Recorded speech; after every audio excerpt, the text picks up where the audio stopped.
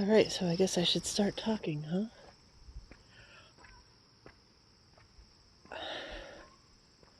I know, I feel like I'm being struck dumb more and more often. Today, my son had his first day of work ever. Paid work. Which was extraordinary. And I also had a big meeting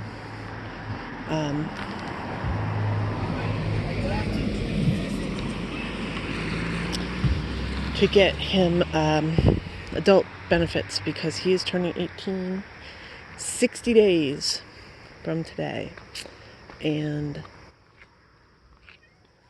oh, here comes the brigade. And at that point, I will no longer be his guardian.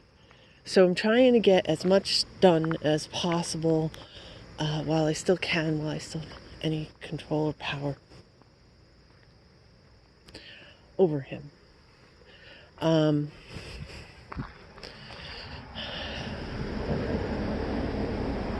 But that was really stressful. I don't know. You think after all these years, nearly 18 years of this, well, more than 18 if you count when I was pregnant, I would be used to these meetings. But I'm not. It's still like massively emotionally and physically stressful for me to do these things.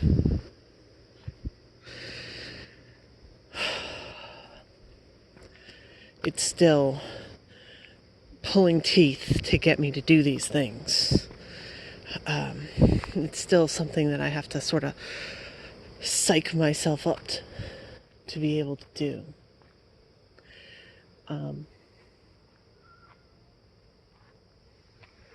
1, 2, 3. I'm not sure where Perry is. He's the one who had the operation. He's probably like under my bed or something. Actually, he might be outside. I don't keep 100% track of the cats. They come and go. He's fine. He's completely fine. Being out on his own, I mean, I'm probably going to have something happen again and second guess myself. But he shocks people with how fast he can run. He's chasing down chipmunks. Cat can move. He totally function. The only thing is he gets tired after a little while. So, anyway, it is a little nerve-wracking not knowing where he is. I think he's going to be the substitute for my kid. You know, I worry about my kid so much, and now I'm going to worry about the cat. Oh my God. Yeah, I need to be committed for that. Anyway, so I was with my therapist today, and he, gutter. There's actually right there a stream going between those houses, which I had no idea until we had those floods. So, I mean, I lived here, I don't know how long. And we had floods, and I finally, oh, there's a stream right there. I had no idea. Anyway, so the first thing, sorry, I'm getting shaky on you. More shaky than normal. The first thing he asked me was, how do I feel about my son having a job? You know, am I feeling proud, like this is the end of the whole thing? And the truth is, no, that's not what I was feeling. Because my son had to work at 10, and I realized at 9:35 that he had to work at 10. And ran and woke him up and got him up to go, and he was, you know, his average horrible self. I keep having these conversations with him saying, kid, You have to be nice to people that are doing you a favor. But he has used me as a lightning rod. That's what a doctor described it as. Now I see no cats. They're probably off of Perry, so he must be off in those woods. Anyway, when he gets stressed, he puts it toward me. So it was 25 minutes of him. See, now I hear a cat calling. Cat? I don't know. I saw a possum and a fox out here last night. And I'm hearing things and seeing things. And anyway, so it was him like yelling at me all morning for, 25 minutes anyway, until I dropped him off to work. And then I had my therapy appointment in the middle, and then I had to go and get him, pick him up from work, and my therapist is like, how do you feel about this? And truthfully, I was anxious, nervous about how he was going to yell at me some more when I picked him up, that he would find an excuse to do it. And sure enough, he definitely did. I don't know if I see any cats down there, but I'm definitely not going to aim this camera at a light coming at me from this car that has its high beams on. Anyway, yeah. So that's what he's been doing. He's just been yelling at me and telling me that he's never going to speak to me again once he goes to college and blah, blah, blah. And it's kind of normal. I mean, the extreme lengths that he does things is not normal. But that's what kids do at that age. That's like normal developmentally, to be obnoxious to your parents and to try to detach, and I'm sure there's a part of him that thinks that it's going to be really hard not to have me to lean on and depend on, and especially when I point out to him, by the way, you're going to have to do this on your own, and I'm not trying to be snarky about it. I mean, literally, I'm like, pay attention, kid. There are things that have been done for you for 17 years that you're 18 years, and you're going to have to do them now on your own. And I think that's going to be difficult for him. Really difficult. And I am really nervous about it. But again, I'm doing these other things, like trying to get him set up for services if he needs them. If. Doesn't mean he will. And he has risen to every challenge with support. This will be the first time he's got to rise to a challenge without support. From me, anyway. But again, I'm trying to get him other kind of support. So yeah, that's really unfortunate. That the way my life is, that's something I should be glad and happy and proud about. I can't be, because it's overwhelmed by these other things going on. I mean, it's like the graduation. My son's graduation should have been, and it was, freaking spectacular. It was like, oh, thank God. But I was worried that he was going to do something the entire time. Especially because I don't know how. He was front and center. It was awesome. Had a perfect view. And I had to deal with his father. I was afraid of his father was going to do something nutty. And then I had other relatives that said they were going to come, and, well,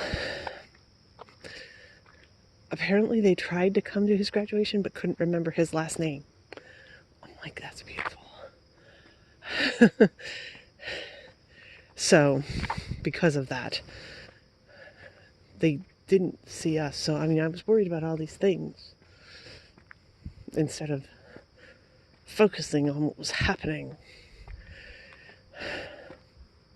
And it's the same today. I'm worried about all these things. Oh well, that's life. what can I say? This is my life. This is how it is. You know, it would be amazing if I could have people that I could depend on and trust in my life. That would be glorious. And that is never going to happen. Oh well, that's life. You know, the other thing that my therapist was very interested in finding out was if I had sort of any plans for once my son has gone to college. Because, what is that? It's probably a cat. The way that's moving, that was a cat. It's very dark. Possums are lighter. Foxes are bigger. I think there's a cat. Or an extraordinarily large rat that just ran across in front of me. Don't see it. Anyway, and I don't know. I thankfully shut him up, my therapist, before he started giving me suggestions.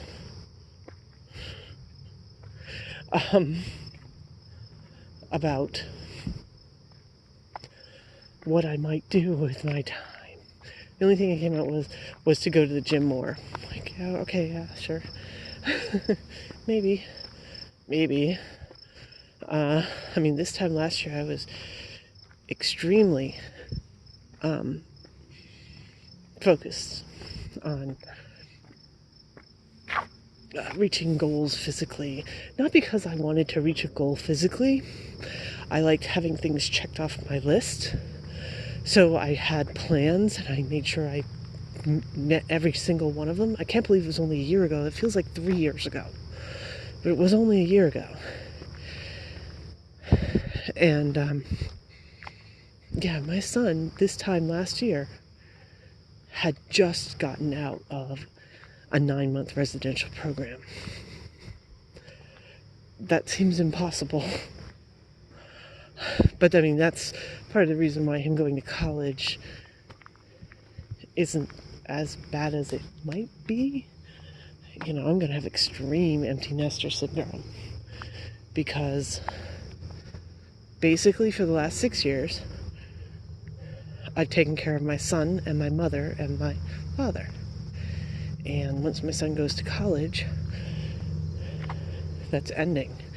Of course, he would love for me to live and be his taxi while he's in college and do everything and continue everything to be the same and be obnoxious and abusive to me. And, you know, I mean, the thing that's weird about my kid is all these things that he does or doesn't do, every decision he makes, he finds a way to blame me for it instead of taking responsibility for himself, which is freaking obnoxious, but is also, unfortunately, kind of normal now for, you know, kids that age.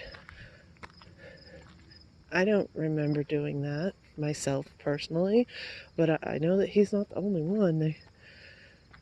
Taking personal responsibility for things is not something that a lot of kids have mastered nowadays. Yeah. And a lot of it is exacerbated by parents that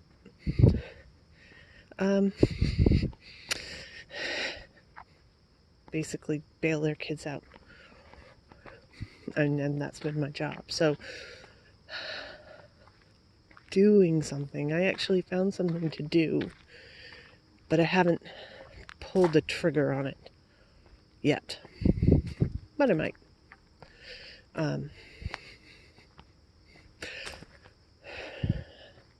The problem is, again, it's this obsessive thing. Like, it would be... I mean, the problem is I probably couldn't sit right down and do it. It would take... Well, I think it takes... Other people have done it on average 2.5 years. I don't have 2.5 years. um, to spend doing something.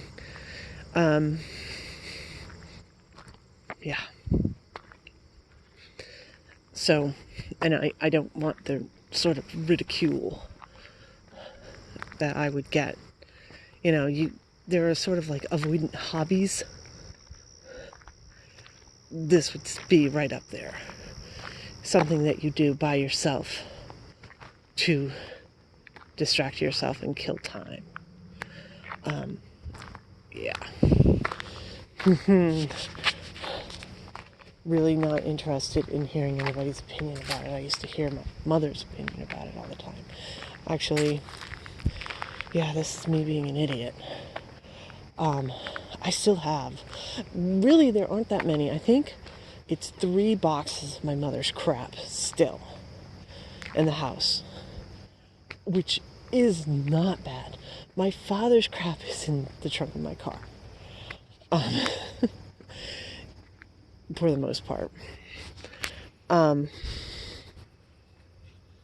know, I mean, considering how much, well, and then there's the stuff, like, I think for myself, a really good job of going, oh, let's not keep this furniture, I don't need it, let's donate it, for both of them.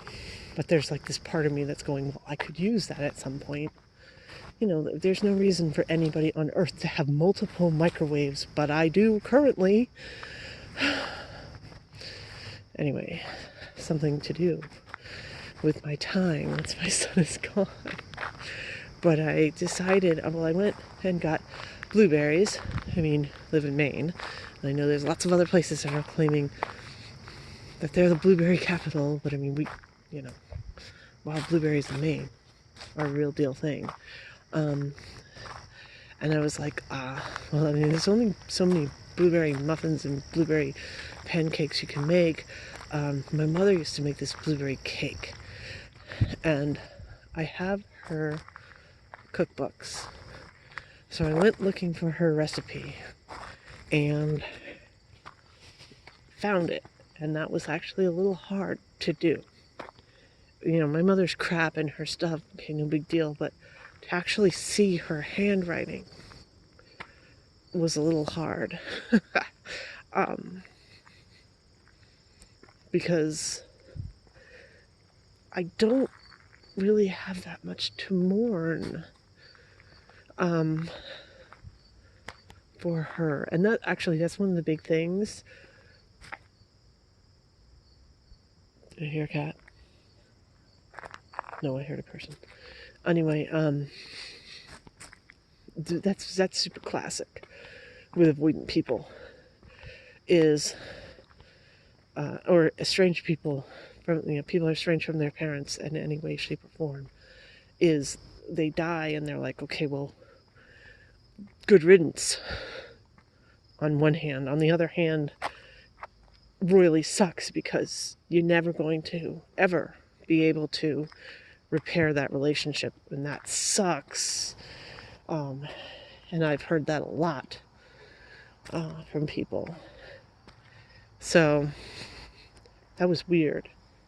It was weird having any reaction at all. And it wasn't extreme, it was more like the handwriting. But I gotta say, another car. You know, my mother was consistent. I did find the recipe, and it was in a code, basically. I could read her handwriting, but I had no idea what the hell it actually said.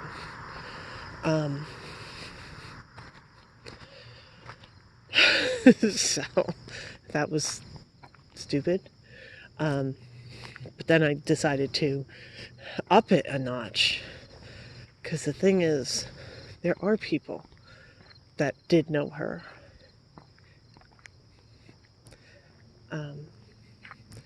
I found actually a newspaper clipping about when my grandfather died, and when I found it, I sent it to my cousin because he thinks the world of the family and loves doing, you know, he's a filmmaker actually, well, sort of. I mean, yes, but no. He fancies himself a filmmaker, so he makes these big epic movies about stories of the people in my family. It's one of the reasons I don't speak to them, because God forbid he would turn my life into a movie, and then I would just forget it. That would really, truly, I would be out of the country, or I would be in the ground. Anyway, so I sent that to him, and he was happy. That was a while ago. It was like right after she died. But I found this recipe of this famous cake that my mother used to make, and she thought it was great, and everybody thought it was great, and blah, blah, blah. And now I know why everybody thought it was so great and original, because she never shared the recipe, even though she wrote it down. It had been written in this code that nobody could decipher.